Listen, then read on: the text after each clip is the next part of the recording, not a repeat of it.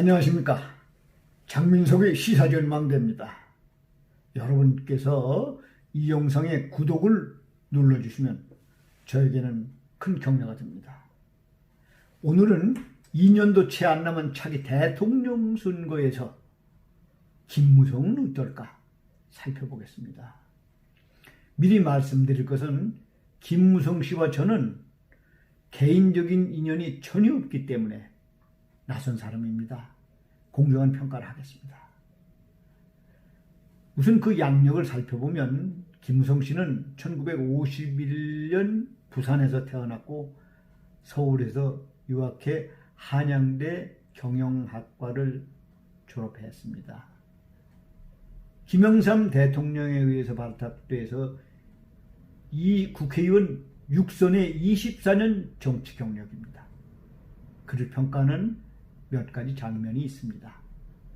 첫 번째 장면, 지난 5월 20일 국회 20대 회기 마지막 날 진풍경이 벌어졌죠. 국회에서는 형제복지원 사건 재조사를 촉구하며 국회의원회관 옥상에서 고공농성을 벌이던 최승우 씨가 내려와서 김무성 씨 앞에 큰 절을 올렸습니다. 장면 둘, 지난 5월 채널뉴스와의 인터뷰에서 사회자가 2번씩이나 아쉬워서 대꾸는 질문을 했는데 김무성 씨는 자신은 그릇이 부족하다며 또 흘러간 물은 다시 물레방아를 돌릴 수 없다고 사양했습니다.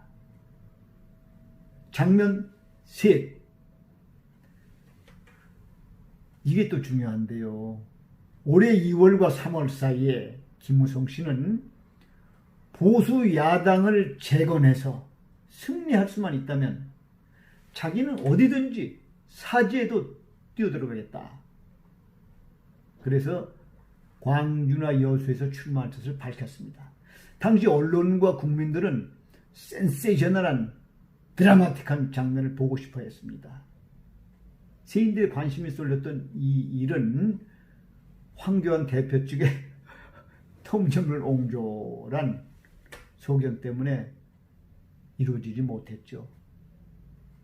장면 넷, 2018년 6월에 대선에서 패배한 뒤에 김무성 씨는 일찌감치 누군가가 진정한 보수를 위해서 환골탈태해서 새로운 야당이 승리할 수 있도록 자신은 일찌감치 미리 불출마 선언했습니다. 장면 5, 마지막 장면입니다. 2016년에 수개월째 대선 주자 1위를 달려오던 김무성 씨는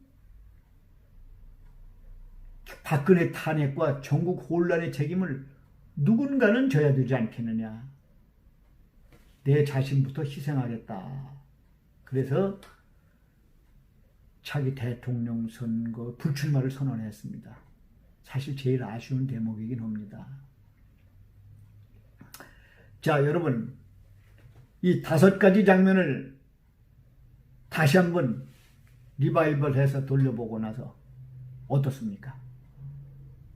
여야를 막론하고 문재인 집권 이후에 형제복지원 최승우 중재처럼 정치력, 협상력, 타협력을 보여준 그런 정치인이 있었나요?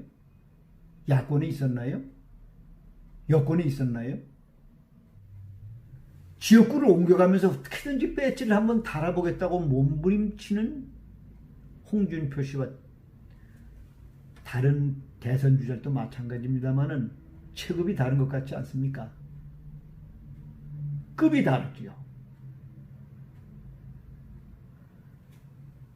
나이는 중요하지 않습니다. 김종인 비상대책위원장이 젊은 대선 주자를 발탁하겠다고 얘기하는데 그러면야 좋죠.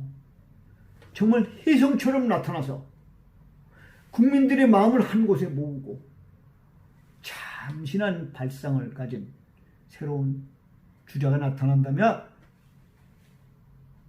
최상입니다.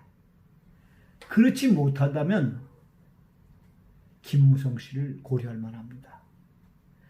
이승만, 김영삼, 김대중 모두 70대에 집권했습니다. 나이는 중요하지 않습니다. 마음이 젊은 늙은 젊은이면 됩니다. 지금 야권에서 그와 견줄 만한 인물을 굳이 찾는다면 원희룡 정도랄까. 여러분 어떻습니까?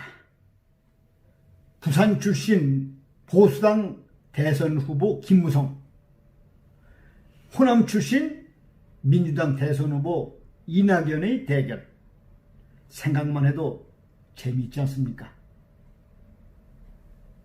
승리할 확률이 높습니다. 마치겠습니다.